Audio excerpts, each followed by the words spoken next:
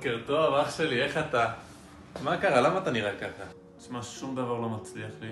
זה פשוט לופ שלא נגמר. אבל זהו, החלטתי, אני מפסיק לנסות. זה סתם לוקח לי פול אנרגיות, ובסוף אני שוב פעם לא מצליח, ואז נשאר יותר מאוכזב. אז בשביל מה? וואו, האמת שכואב לי לשמוע שככה אתה מרגיש, אחי. הלוואי שאני אזכה לעזור לך עם זה, אבל תזכור, אחי, אין ייאוש בעולם כלל, רבי נחמן לא טועה. תשמע, אף פעם לא הבנתי את המשפט הזה באמת. וואלה, יש פול ייאוש בעולם, אחי. וואלה, סתכל, תפתח את העיניים, תראה כמה אנשים מיואשים יש. אני יודע שעכשיו קשה לך לראות את זה, אחי. אבל תזכור שהענן הזה יעבור, ואתה תישאר יותר חזק, יותר מחובר לעצמך. רבי נחמן התכוון לומר שמה שנראה לנו כמו ייאוש, זה לא באמת ייאוש, זה שער לצמיחה חדשה. דרך הייאוש אתה מבין מה באמת חשוב לך בחיים. אתה מכיר את עצמך יותר לעומק. זה שלא הצלחת עד היום זה לא כזה נורא.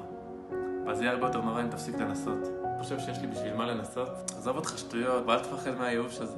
אני יודע שאתה תצליח. העולם צריך אותך. יש לך מה לתת. תזכור שהקדוש ברוך הוא אוהב אותך תמיד, בלי קשר למעשים שלך. אתה תראה שאתה עוד תגיד תודה מכל הלב לקדוש ברוך הוא על התקופה הזאת. הייתי צריך לשמוע את זה. תודה.